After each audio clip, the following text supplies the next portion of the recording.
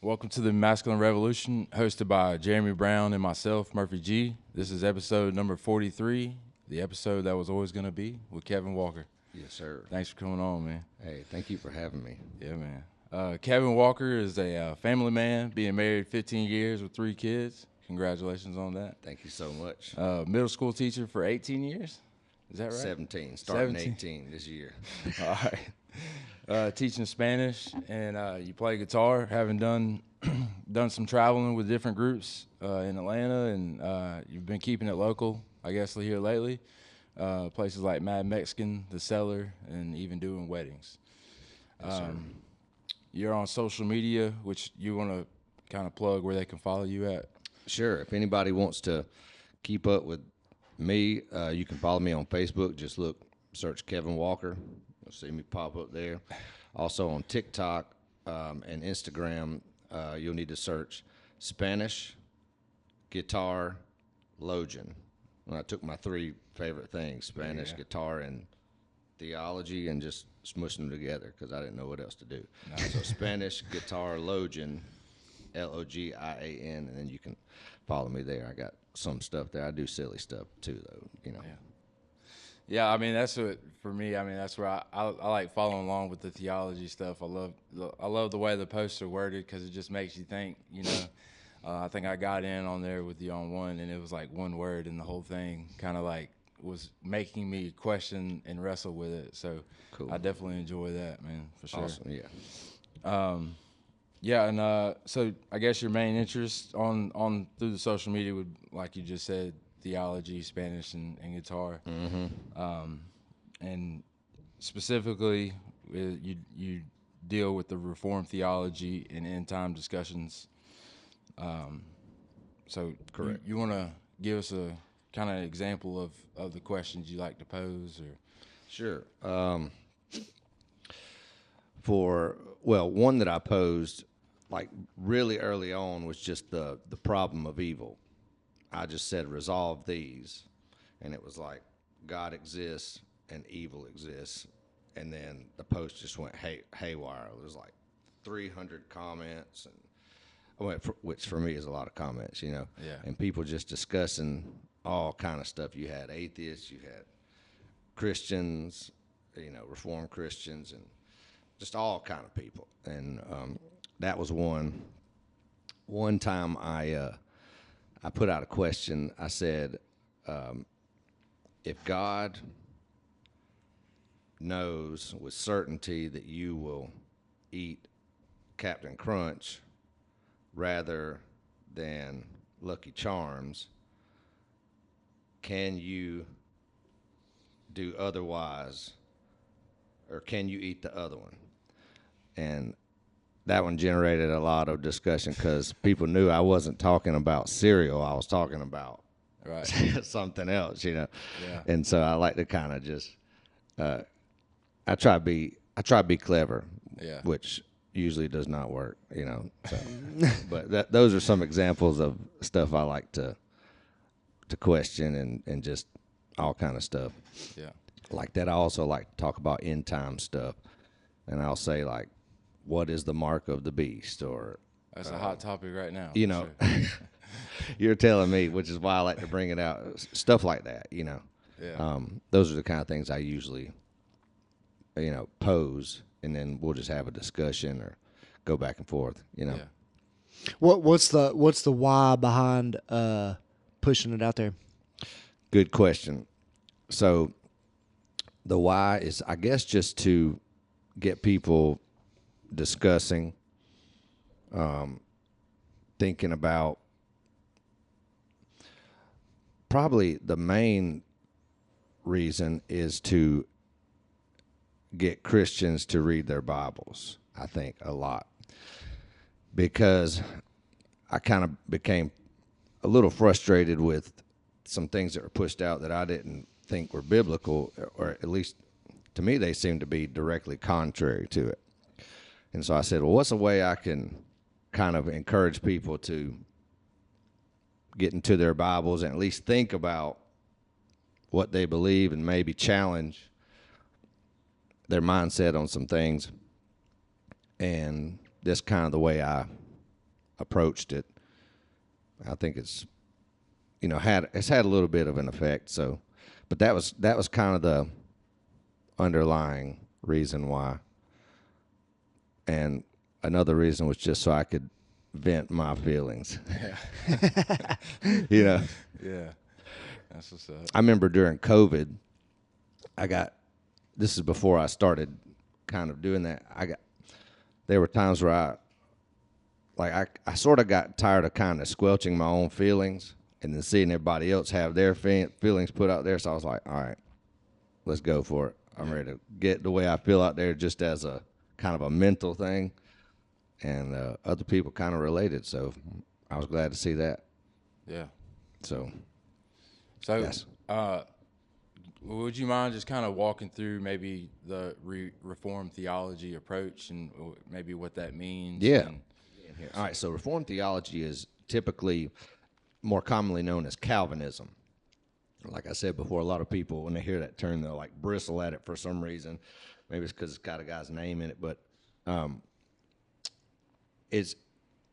you can summarize it in 5 points, and that's usually the way people go about it. I mean, it has a whole history, but you can summarize it by the acronym or the acrostic TULIP. TULIP. Each one of those has a point that goes with it, and it has to do with, so it's like a doctrine. It has to do with man's salvation, the sovereignty of God, human nature, things like that, human ability. And those 5 points would be total depravity, unconditional election, limited atonement, or particular redemption, if you want to call it that, irresistible grace, and perseverance of the saints. And to kind of boil it down in a summary form, basically it's just saying since the fall, man is dead in sin. He can't regenerate himself. He can't save himself unless God does something. So God chooses whom he will save. Those whom he saves with certainty. And those that he saves with certainty will persevere to the end. Like I said before, salvation is a process. It's not just a one-time justification and then you just fall off the edge. Yeah. Which is what a lot of people do, actually, which is kind of sad. But you're justified, then you're sanctified, and then you're glorified. It's kind of the same kind of process. If you go through the TULIP acronym, follows the same kind of concept. Yeah. Does that combat with free will at all? Good question. And that's usually where people will, like I said, kind of bristle at that term because they'll say, well, but what about my free will? So here's what the problem is it depends on what you mean by free will. Free will, anytime you get into theology or philosophy, most of the time terms there can be different various meanings of terms. Yeah. So when we talk about free will in this sense, it depends on what you mean by it. Either you mean, one of the best ways I've heard people talk about it, or Greg Bonson, one of my favorite Reformed thinkers, he made a good distinction. Depends on if you're talking about metaphysical free will or moral free will. Metaphysical would be just, are we free to do things of our own accord? And answer to that is yes. And no Calvinist Reformed person denies that at all. What we do deny is the moral free will. The moral will, the will to choose God, has fallen to the point that unless God regenerates us, brings us to spiritual life, we cannot and will not ever choose him. It's sort of like if you had a life-giving potion and you took that life-giving potion and you took it out to the cemetery and you sat it down right in the middle of all the dead people in the graves, and you said, all right, anybody that wants to come to life, just come over here and get this life-giving serum. Now, how many people would actually come get it? How many people are free in the cemetery to come get it? And, of course, the answer to that is none. And so, in that sense, they're not free. Now, if you went over and gave it to one of them, then they would come to life. And that's kind of what the Calvinist is saying in that sense. We're free in that we're not robots, you know, that kind of thing. But we're not free in the sense that we'll choose God unless he changes us first. Does that make sense? Yeah. I mean, I can understand the point. I don't know if I agree with it, just because to me, why not just keep the angels? Why even make us if it wasn't about giving us the opportunity to worship something we don't see, and the choice to rejoice in the fact that we choose, even though our flesh wants to do other things or follow or whatever. There's a guy named Luke Suttles that when I was a teenager, I had a bunch of questions, and because I struggled with predestination a lot growing up, just because it was like, you know, it's hard to think of a good God and then think of people that are born into bad circumstances or bad things happen to, you know, innocent children or women or anything like that, and to think that that's predestined along with the people who do good things. You know, it's hard to like wrap my head around it, which I know that I'll never understand everything. But the way I always put it is like, you know, if I had a maze and I put a mouse down in the maze, that mouse is free to choose whatever route he wants. But as the maze maker, I know there's only one way out, right? And so to me, that's kind of like our thing is like when we choose to follow Jesus, then our route is, you know, guided, and there's actually only one true way, and we know that as believers. And so to me, that's the way that I'd always seen it. But then it's like, on the other hand of that, like I kind of, it hurts to think of that, to think of, you know, that kids or people have been born that were destined to go down a bad, you know. And I know that you can't have good without evil, because if all you ever tasted was sugar, it wouldn't taste sweet. And so I understand that there has to be a balance, but it's just like, it's hard to wrap my mind around that some people just don't have a shot from the beginning. And so to me, it's kind of like, that's why I've kind of just pushed back on that of just saying like, maybe I don't understand how that really actually works. Yeah, and so I think that would just be a misunderstanding, because it's a lot of people think that it's God saves people apart from their wanting to go to heaven, or he drags people kicking and screaming into the kingdom. But really, that's like I said, he saves those you know, who he desires to save, and he leaves the others. Another thing that kind of helped me understand it a little bit better when I was studying it, you know, years ago, was the difference between, so God predestines in light of the fall, is the way that R.C. Sproul put it. That is, by our own choice, metaphysical free will, we are all dead in sin. And God, in his sovereignty, if he wanted to, is just and free to leave us all in that state. Yeah. But in his goodness and love, instead of leaving everyone there, he chose to bring some to spiritual life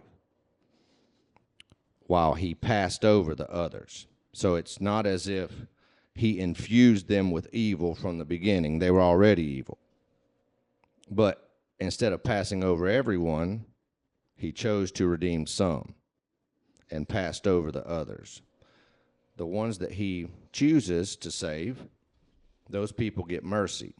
The others get justice. But who gets injustice? Nobody. So there's no injustice with God. Now, why didn't God choose to save everyone? Well, the answer to that is no one knows. It's just, it brought him pleasure to save these that he chose from the beginning. And he's free to do so. We might want him to save everybody, but he's under no really, he's not morally necessarily responsible to do that. And another thing to mention is that I kind of had the same thought as when I used to wrestle with these things, because growing up I was like vehemently against anything Calvinistic. But one of the things that led me more down that road, as far as like you're talking about predestination is concerned, was actually reading my Bible. So I started probably like 6-7 years ago, and I would read the Old Testament completely through, trying to dig deep, because if I could get through the Old Testament in a year, that would be great, because I get bogged down. I have to take long breaks, and then the next year I'd read the New Testament. Well, over the course of that time, reading the Bible more, I started to see these concepts of election, and I would just read the Bible. I wouldn't even like look at any commentaries. I would just read it. All these concepts of election, predestination, they just kept showing up, plain as day, all over the place. And so that kind of, I think about like Isaac and Ishmael and Jacob and Esau, kind of how, those two, like Ishmael had no say so in whether he was born or not. Right. And the way that Jacob and Esau worked too was kind of like, there's not really any evidence of why God would feel the way he does towards Esau. Yes. Because if it weren't a biblical doctrine, I probably wouldn't hold to it. But as the way I see it, from beginning to the end of the Bible, it's like all over the place. Like what you talked about, Joseph. Yeah. You talk about Israel in general. Right. God chose them out of all the people. He said it was nothing that they did. I remember reading it back in Deuteronomy something. How you like that for a verse? Deuteronomy something. It's somewhere in there. It says, I chose you not by anything you did because you were good or anything, just because I set my love upon you. I chose you just because. So, and then especially when you get to the New Testament and you're talking about like Ephesians chapter 1, Romans chapter 8 and 9, you got some verses in Titus, Thessalonians.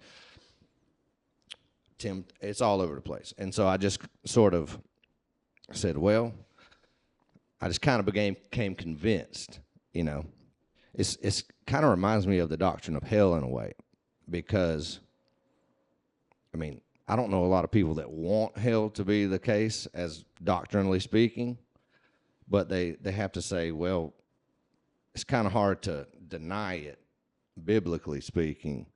And so that, for me, it was kind of the same way with predestination or Calvinism or things like that. I just sort of became biblically convinced that it was the case. But, maybe it's not, but at least for me, that's kind of the way that it happened for me. Yeah.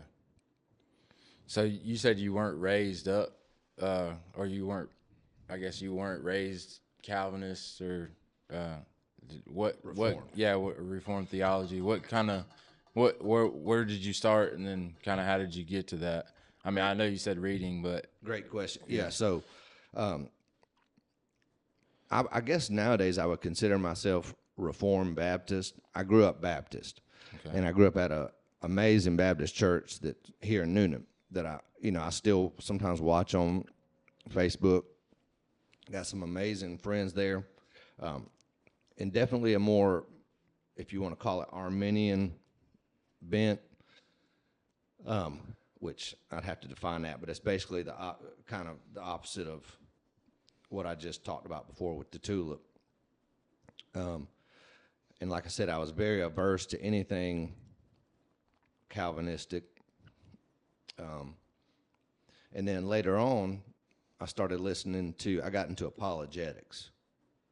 And that is defending the faith, against like atheism or different worldviews and things like that. Yeah.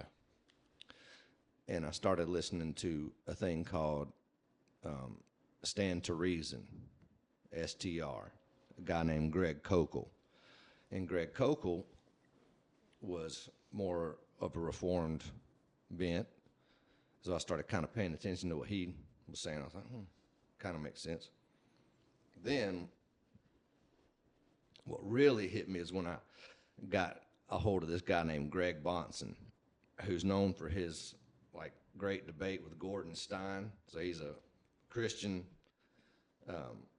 Reformed guy, and he had a debate with Gordon Stein on atheism. He just trounced this guy people started cheering at one point, and the moderator said, "All right, we need to hold it down in here." So I got a hold of him, started listening to his stuff, and I became convinced of what's called presuppositional apologetics, which is a different kind of apologetics defending the faith than, say, like evidentialism. And so after I became convinced of presup, what it's called, I then started seeing, well, most of these guys are Calvinists. Well, why is that? And then I found out that was like the Reformed way of doing apologetics. So then I started investigating Calvinism. And one thing led to another. I watched the movie Calvinist, which I would highly recommend. I started checking into Jeff Durbin. Like I said, reading my Bible. And then over time just kind of became convinced of that. And that's kind of how it led. It was just kind of a slow, but it was interesting because a lot of people would go the opposite direction. They would already be like Reformed or Calvinistic, and then they move from that into like maybe presuppositional apologetics and stuff. But I kind of went the opposite direction, and I'm still kind of studying and working on stuff. One of the reasons I started studying more was because of my kids. I don't know if you got kids or they started asking me questions about the Bible and heaven and what I believed and stuff. So I was like, I probably need to be able to say something. Right. Like, go look on Google and find something. I don't know. No, but so that's one of the motivations behind kind of studying more. Yeah. And anyway, that's kind of my journey in a nutshell, basically. And that's where I am now. And but that's my story. Right on. Yes, sir. So walk me through how do you process the Great Commission? Good question.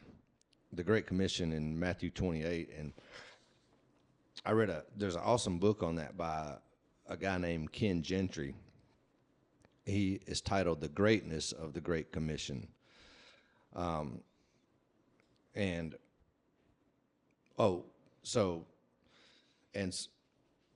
guess it depends on in what sense, because maybe there's an implied sort of challenge in that.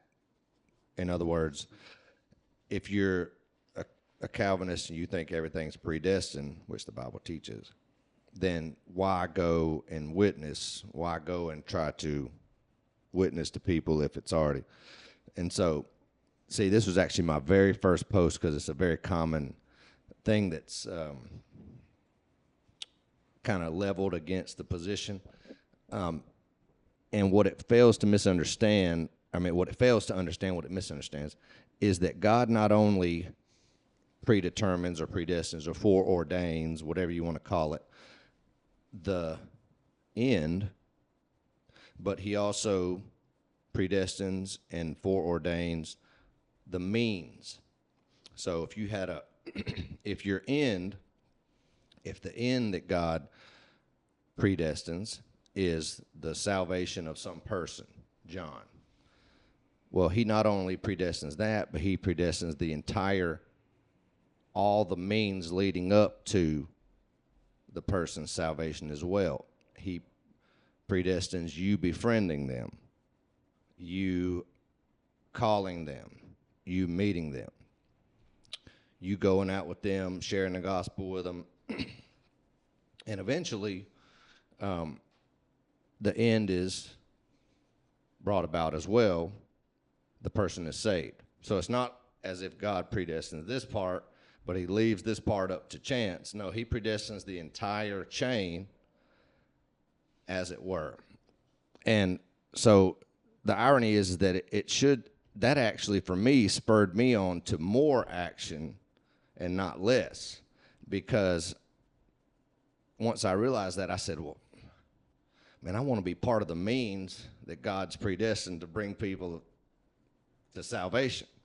And if you look at the history, a lot of the biggest,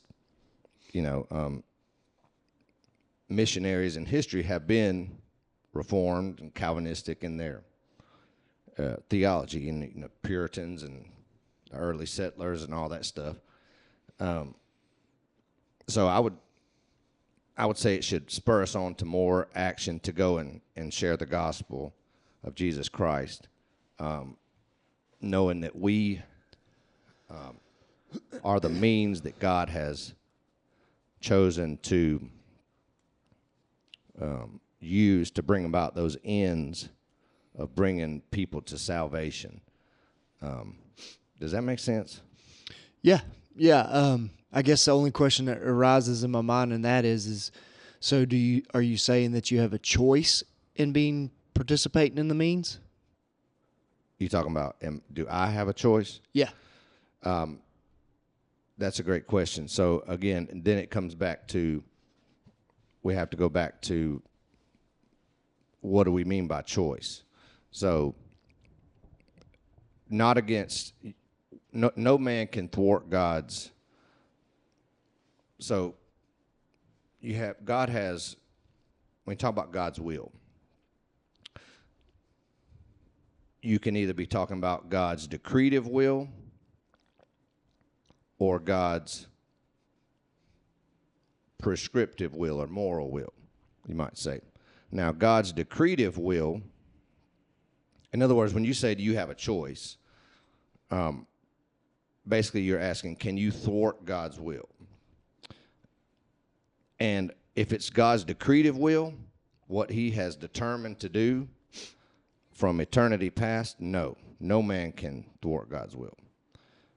But if it's God's moral will or prescriptive will, which means the things that God desires that you do, but you can do either one, yes, definitely in that sense you have a choice. In other words, you can sort of ask it this way: did Jesus have a choice to die for the sins of the world? Well, you'd say yes in one sense, no in another. God had from eternity past determined that Jesus die for the sins of the world. So in one sense he could, he couldn't, but in another sense he could, morally speaking. So it depends on what you mean by that. And so morally speaking, yeah, we can do those. Like, in other words, if it pleases God that we witness to others, and if we don't do that, then we're going against God's prescriptive will, what he's told us to do, like his law, basically. But whatever God has foreordained will come to pass. So it just depends on which sense in which you mean. So I guess the answer is yes and no. Yeah, let me go a little deeper in my thought process. So how do you define obedience? Good question. So I would define obedience as conforming our desires to the law of God. How do you interpret the law of God? The law of God would be the law as laid out in both the Old and New Testament. So would the Great Commission fit within the context of a law? Yeah, I think so. So you mentioned it drove you to more action. What was behind the driving force in the thought process? Yeah, it was just the thought that since God preordains the means, I want to be part of that. It's almost like that thought of like regeneration, that God regenerates those who are dead in sin. It's almost like that. It was that kind of feeling. It was like I had sort of been. I mean, I was a Christian, but I wasn't really like doing anything much, or I had some sins that were kind of weighing me down. And it was like God used that thought process to kind of like bring me a little bit to more spiritual life and say, hey, you need to get going on this. You need to start doing something. Yeah. Like you only gotta. And there was some other stuff going on in my life that kind of spurred it as well, like some anxiety and some stuff people wrestle with. Like I was going through a lot of stress and whatever. It's like God used that to say, hey, we never know when our last day is going to be. Our time here on earth is short. So to me, he was like, you better get started doing something. And so that kind of spurred it on as well. It was sort of a personal thing where God sort of broke me down in a way to kind of bring me up, Mm-hmm. So how do you explain, you said you wanted to participate. Mm-hmm. How do you explain the want? Right. And I think that would be just, again, a matter of God bringing me to life because, I was already saved, but God sort of imbued me with more of a desire to do the things of, try to do his kingdom work as best I could. Mm-hmm. It's kind of like that whole life-giving serum thing. It's like he sort of gave me a little bit more of a kick of it. Yeah. Yeah. I feel like he gave me that desire to want to go and do those things. So was there an opportunity for the opposite? Again, not so morally speaking, yes. God's prescriptive will, yes, but not his decretive will. No man can thwart God's decretive will. So again, every single time you ask about choice, you always have to make that, because that is one of the biggest things when people come to talking about choice.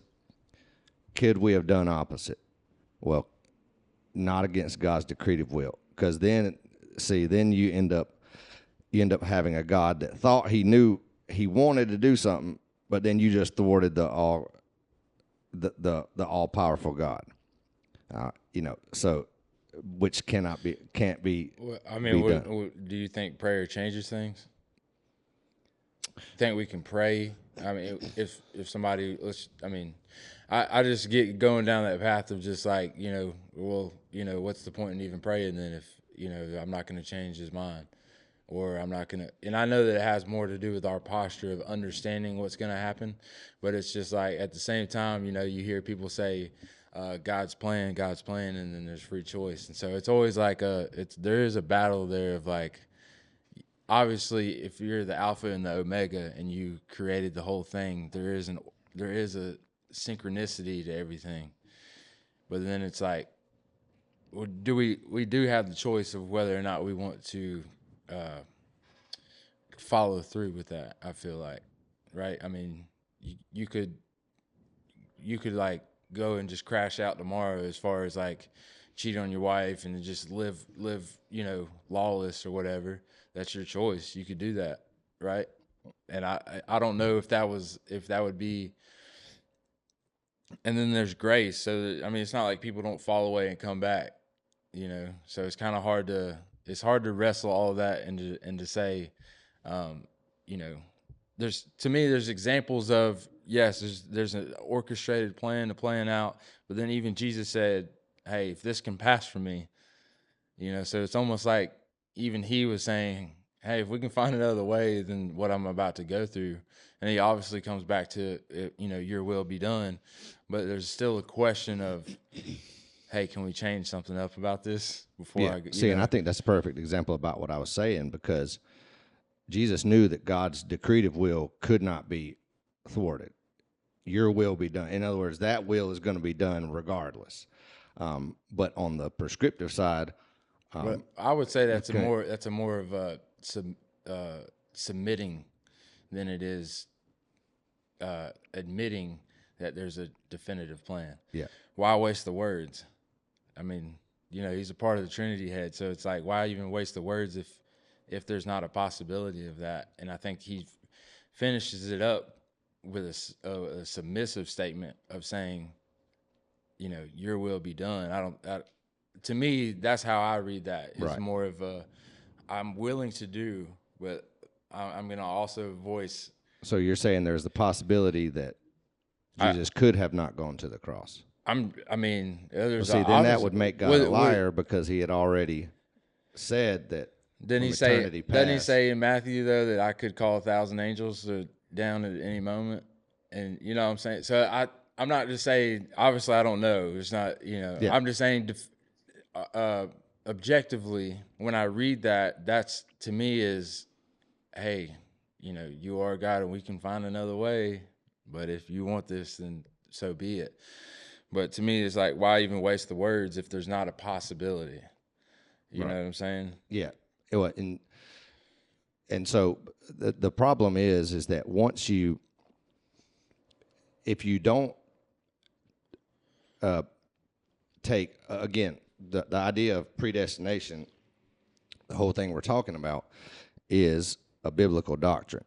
So what you have is, if you take the view like that, you end up you have Jesus contradicting Paul later. And another problem is that what it eventually leads to, if you take it far enough, is what's called open theism. Like James White says, he says the only consistent Arminian is an open theist, which open theism means that God knows some things, but he doesn't know the future. Certainly. Because if he did, then we wouldn't be free. So what God ends up doing is reacting to our choices. So he waits around to see. So he's like a cosmic gambler, you know. He sort of says, all right, we're going to see what happens here. Maybe he'll choose, and then, he didn't. All right, and then we go. That's, if you read the Bible, you'll see that is not at all what God is like. From the very beginning, he says over and over again, I determine the beginning from the end. There is nothing that can thwart me. And it's interesting because people, a lot of times, Christians, they'll say, God is sovereign. God is sovereign over nature. God is sovereign over everything. He's sovereign over the angels. He's sovereign over Satan. He's sovereign over everything, every single thing, except for my choice. Which it's just kind of odd that of all the things he's sovereign over, that it's my free will that he's not sovereign over. Yeah. When, again, if you look throughout the Old Testament, which another thing that shocked me as I was reading through the Old Testament, the number of times it talks about God controlling the minds and thoughts and hearts of men, even sending spirits on them to cause them to behave the way he wanted them to. I mean, I was just almost like shocked, you know, as I read through. I was wait, God, wait. It says God sent an evil spirit so that that thing would do what God wanted him to do.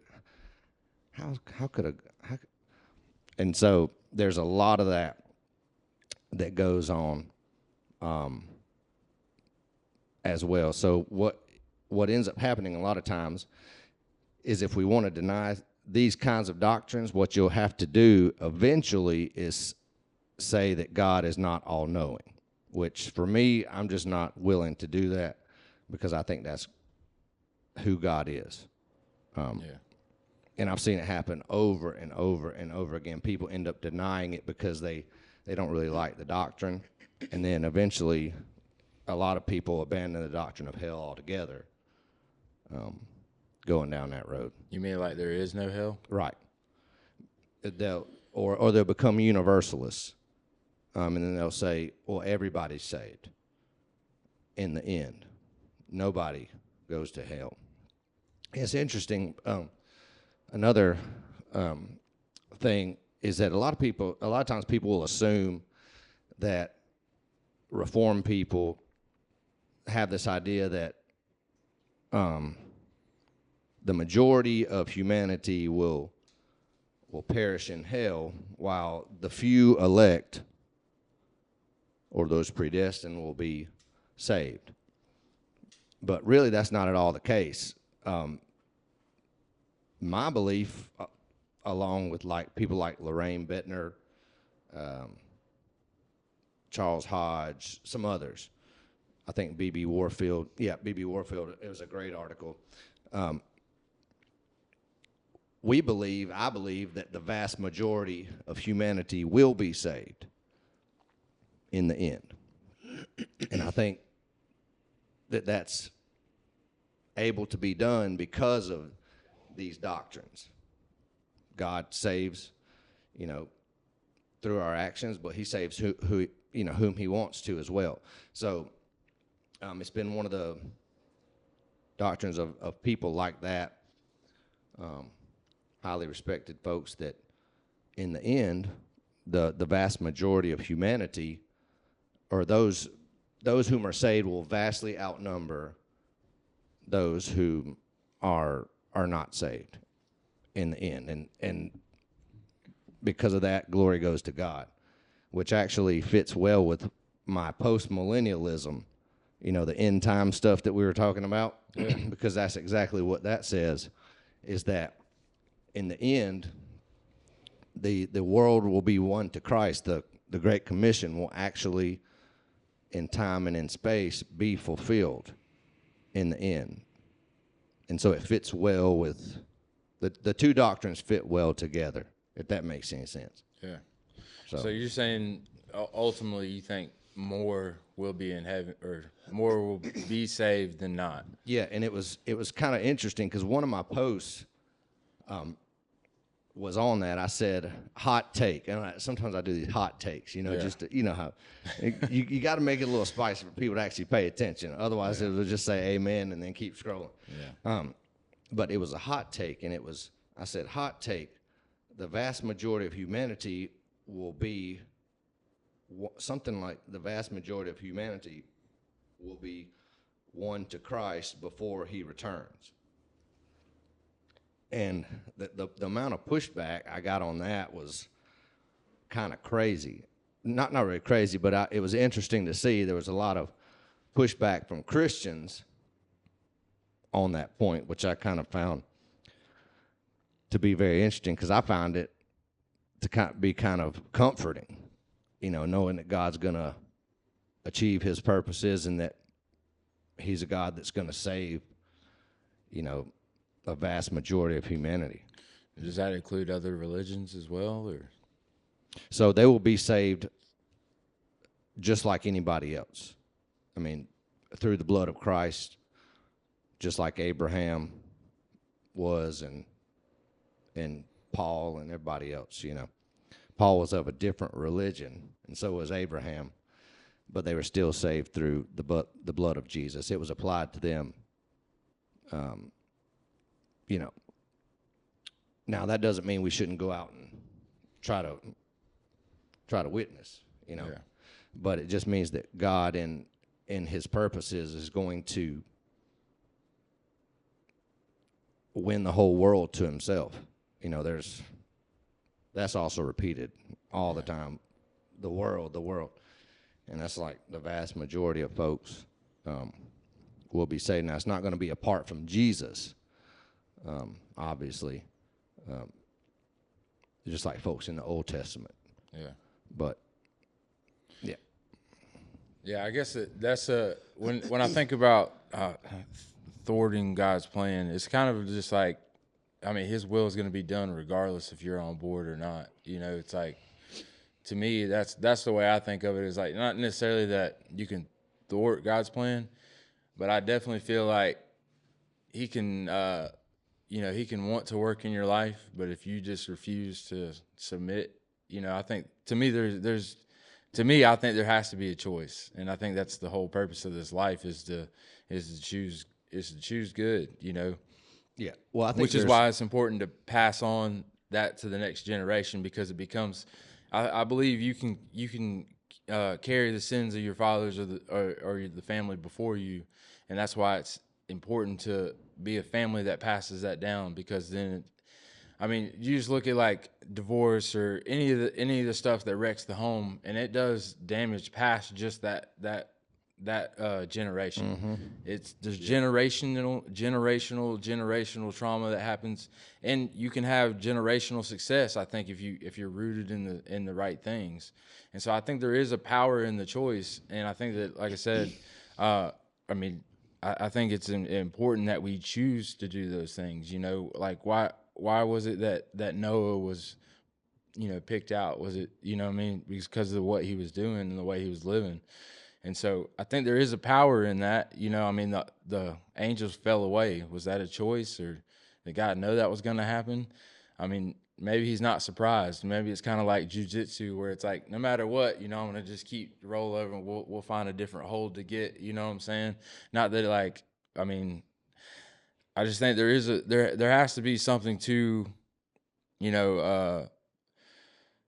to our choice, or, because without that, we are robots. You know what I mean? Again, or we lack faith, right? Jesus beat sin, so our fight is to believe in something we don't see. Well, let's use the analogy that Paul gives. Let's just go back to Scripture. And so when Paul talks about in Ephesians 2 that we're all dead, spiritually dead in sin. Okay. So that's the analogy he gives us.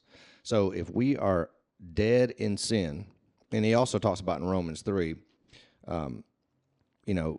nobody chooses God, and also in Romans 8, well, really all over the place, but especially around that area.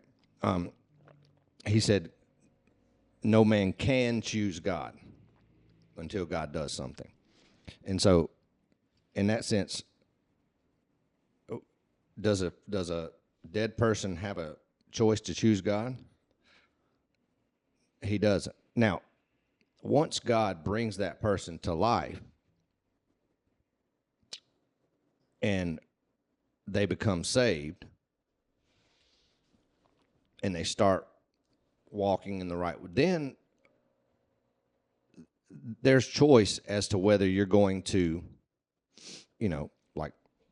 do the right thing, do the wrong thing.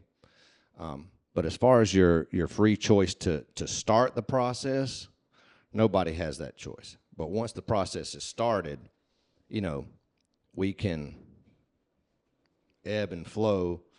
Well, to me, that would be the sovereignty of it, though, is that there's an opportunity. There is an opportunity. That's why he says go tell everybody, so that they have an opportunity, right, to at least hear the good news, right? If you don't know about something, you couldn't live your life based off of something you've never heard of. So I think there has to be an opportunity where God shows up. You have the opportunity to hear the truth. You feel it. I speak from my personal experience of like being so frustrated in my life to the point where like anything I did was just like hitting the wall. And then once I gave my life to Christ, and was everything perfect? No, not at all. Still not perfect. Amen. But I can tell you that my hope is I mean, I can think about that person. I would definitely say that person was dead, compared to who I am today. So it's like, to me, it's like I can understand the analogy of, everybody's dead in sin, as, we're sinful and that's what we deserve. But I don't think that we're like without choice. I can just think of experiences in my own life with people where it's like they were choosing the right things and their life was turning around, and then they decided to slack off, and then it goes back to being turmoil again. And I can just say that when I follow Jesus, more life is added unto me. Yes, sir. That everything that's attached when I'm in that path, that like things are better that way. And so to me, it's like, yeah, you can choose your way and you have the choice to do so, and he'll honor that choice. But it's like, when I think about the things that's laid out for us to grasp our life to, or tie our life to, those things bring more life, not just to you, but the people around you, the next generations, your children's children. And so to me, it's like there has to be a choice of saying, I mean, why even create the angels knowing that they're going to fall away? You know what I mean? Yeah, I don't know if he was surprised by that, but it's just like, if you read the one thing I encourage everybody to do is go read either the Westminster Confession of Faith or the London Baptist Confession of Faith, which is essentially the same thing with some small differences. But if you read the section on free will, it talks about how man before the fall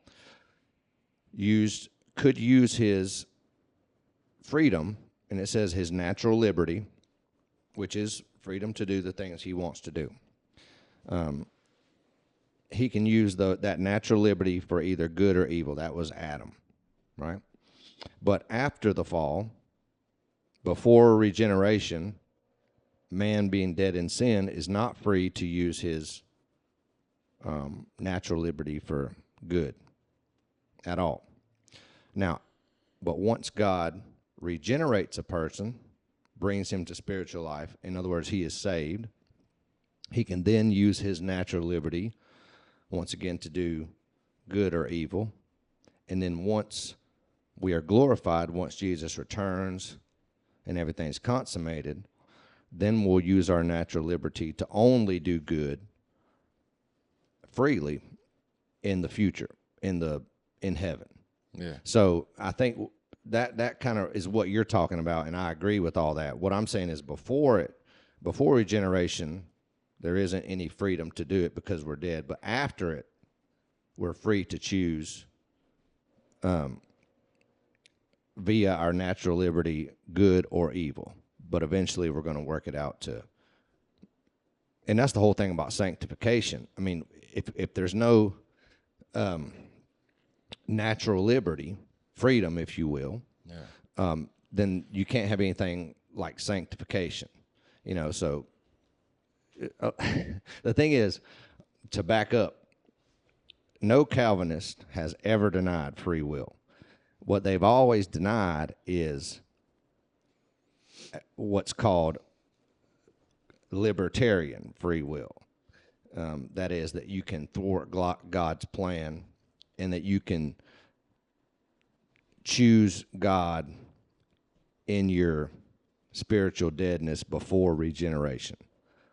And a lot of times those things are conflated and mixed up and bantered about. And so hopefully that, this helps bring a little bit of clarity to it. Maybe it just makes it more, maybe what I've said makes it more, more complicated. But, well, I just think about verses like, through Christ. We say through Christ, right? And it's not by my efforts, but through Christ alone, right? Mm-hmm. And so to me, it's like, when I follow his path, that's me saying, this is what he laid out. This is not my wisdom. I didn't create the truth or the discipline. That's set out by him. That was laid out. That's 10 Commandments. That's your law. If I follow that, I'm following your way. Mm-hmm. And so to me, that's where the grace part comes in, because it's like, that's why it's so beautiful. It's because it's in our nature, and we have the free will to go. And I mean, you can just take a look around the world. There's people that obviously don't live that way. I think where the issue comes in is people saying, "Oh yeah, I'm saved," and then they go and live like hell, right? And then I think it makes as people who dedicate their life to studying and following, they're like, kind of want to be like, well, are they really in the club? If they're not this serious, or did God not pull that hard or whatever?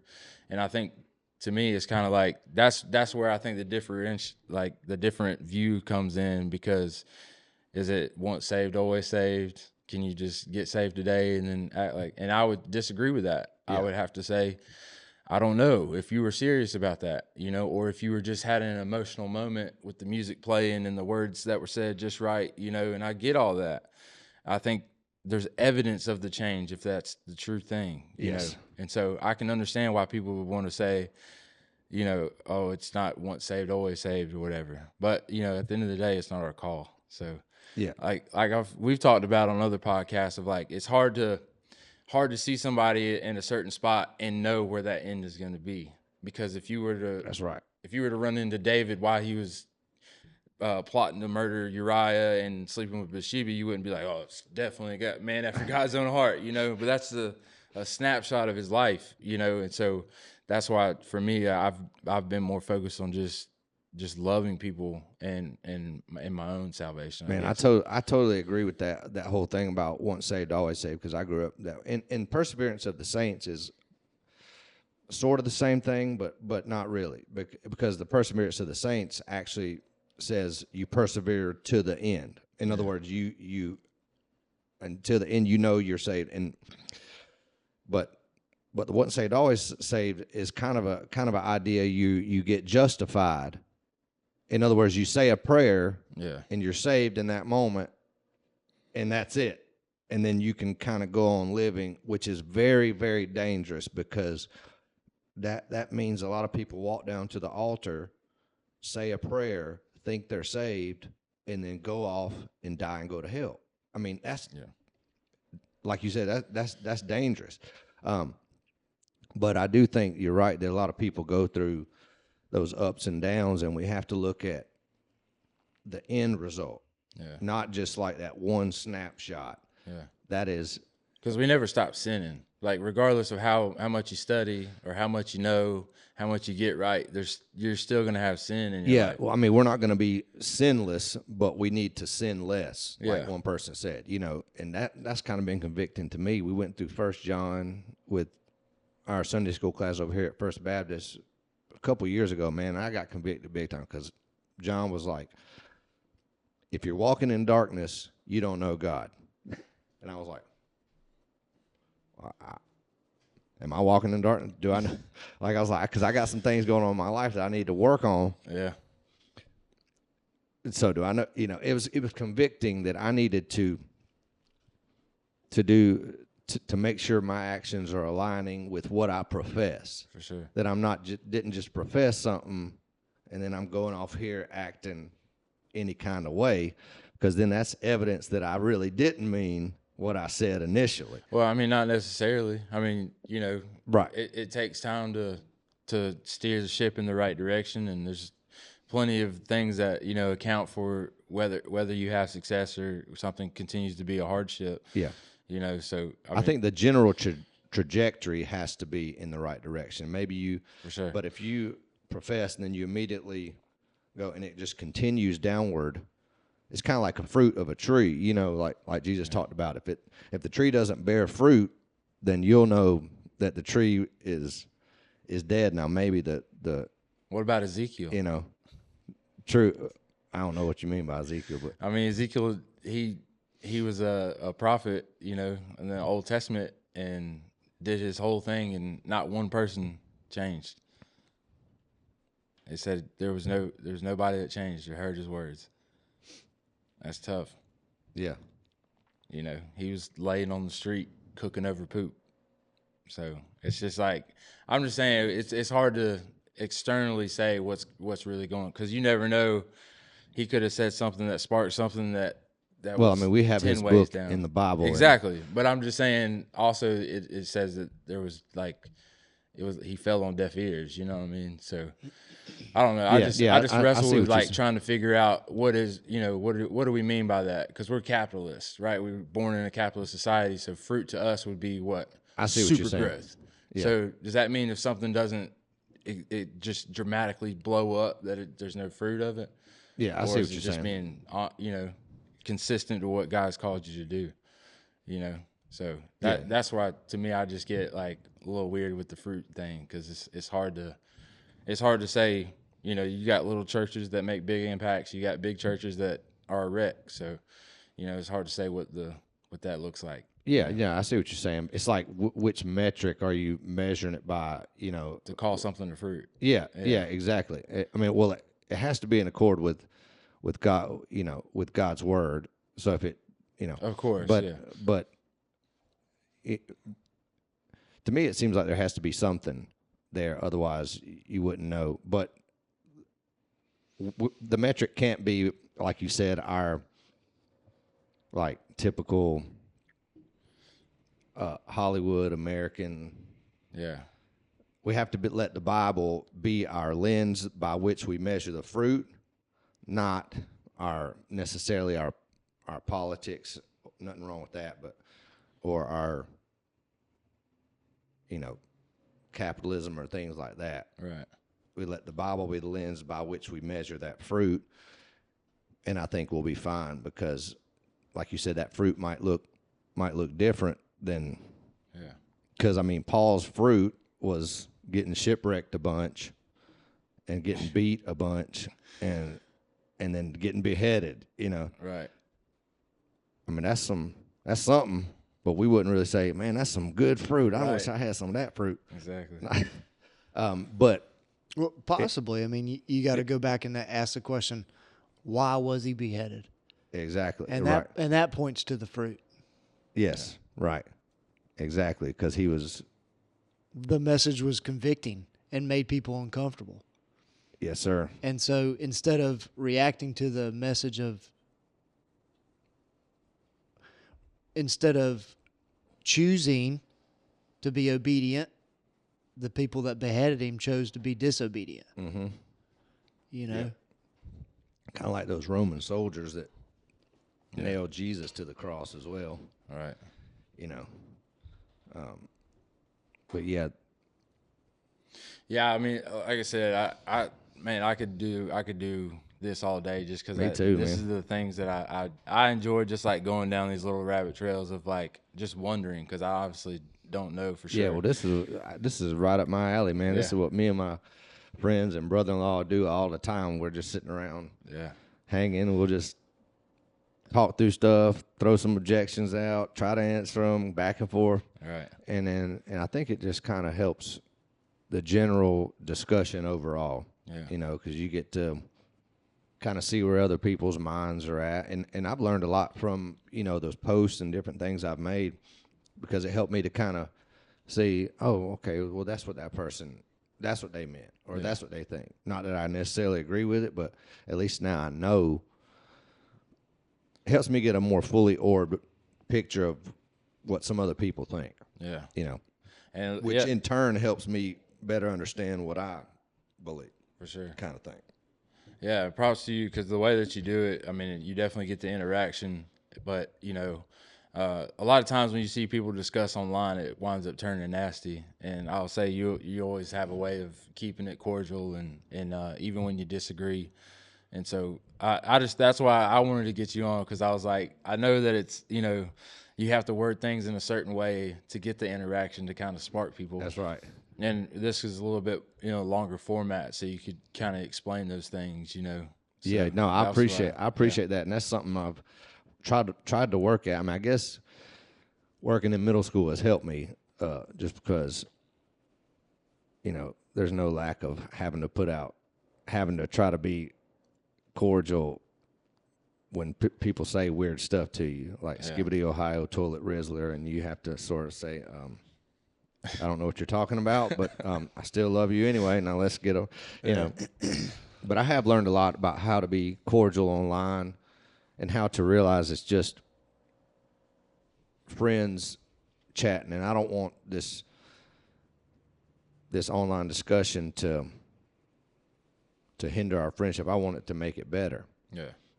And a lot of times what will happen is we'll have this long discussion, and then people will come to me afterwards, weeks, months afterwards, and they'll say, man, I read your post on yada, yada, yada. I didn't comment, but I read like every comment. And I'm like, man, see, so that shows me that a lot of people will read and not necessarily say anything. So that means that I need to try to comport my words in a way that are conducive, that are loving, that are cordial and loving, so people that read it can,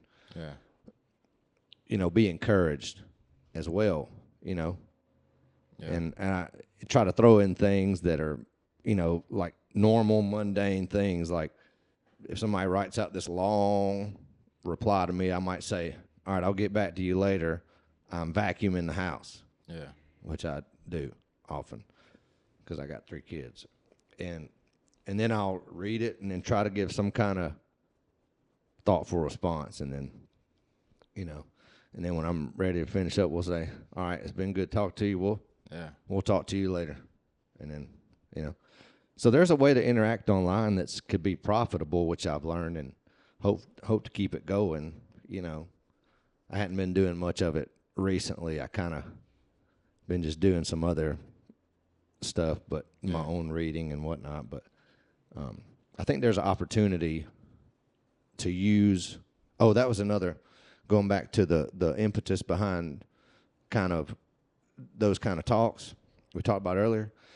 The why. The why would be I got convicted that I want to use the gift of social media for a positive use, because I kept seeing so much negative usage. I was like, well, what's a way I can kind of make my voice heard or get some positivity out there? And I said, well, we got this right here at our fingertips. Why don't I try to use this? And so that was an impetus. Like, in other words, take this thing and use it for good. Mm-hmm. Facebook and TikTok and this and that. Yeah. And ever since the beginning, it's kind of morphed into something different. Like now I just do a lot of stuff where I'm talking through stuff that's totally unrelated to theology, but it's still positive, So I try to do a balance of theology, but just regular stuff too, just stories, teacher stories, like where that kid threw up in my hand one time, speaking of the problem of evil. Anyway, I'm sorry, I don't mean to go. All right. Yeah, no, I mean, it's super encouraging to see, and I mean, that's kind of why we started the podcast, was like, during COVID, and then just all the things that were popping off at the time when we started. It was just like, people are just not talking to each other. Not like, no, they're talking, but they're yelling, and I mean, even online, it's like you can tell these people are heated, And so, for us, we wanted to do something where we could talk about ideas, talk about, these principles and things that we live by, that, in a way where it's not like we're trying to force it on anybody, but just talking, having conversations with people. Because it's like, it's sad to see how, I mean, even in our politics, it just doesn't seem like there's very much of just objective conversation. Just let me hear you out, you hear me, we'll try to meet in the middle for the good of our community, which is, is crazy. So, like I said, it's just refreshing to see you bring that up, especially with the theology stuff. It's like, it gets touchy with people for sure. But like I said, you handle it well. Did you see my post that I said, where I asked, was Jesus a Republican or a Democrat? You missed that one. That one was interesting. Got a little attention. But actually, it ended up being quite cordial. Really? Well, I mean, there was some things, but, it turned out to be okay. And it was a great discussion because I'll have to go check that one out. Just a lot of people they'll put their politics before their Christianity, and then you get some weird stuff going on in that. So that allowed, like I said, it's a learning experience for me. Yeah. I'll just go through and read. I'll be like, oh, okay, now I get their thought process. Anyway. Yeah. But yeah, like I said, it's just it's refreshing to see that people using the platform for that, instead of getting drugged into all the other stuff. I appreciate Sure. y'all's format too, and that y'all got this going on, because that's just another way social media is being used for positive Right. and not negative. And Foundation as a whole, I mean, that's y'all got such a good work going, social media and just all the things y'all do. Really, there's just all kinds of positive coming out of social media, and I'm just glad to be a part of it, and hope to keep going, because I think it's great taking something that could be used for bad and using it for good. Right. Yeah, it can be very divisive, but it can also, bring a lot of people together and allow them to not feel alone, in their attempts on this journey, for sure. Yes, sir. Yeah.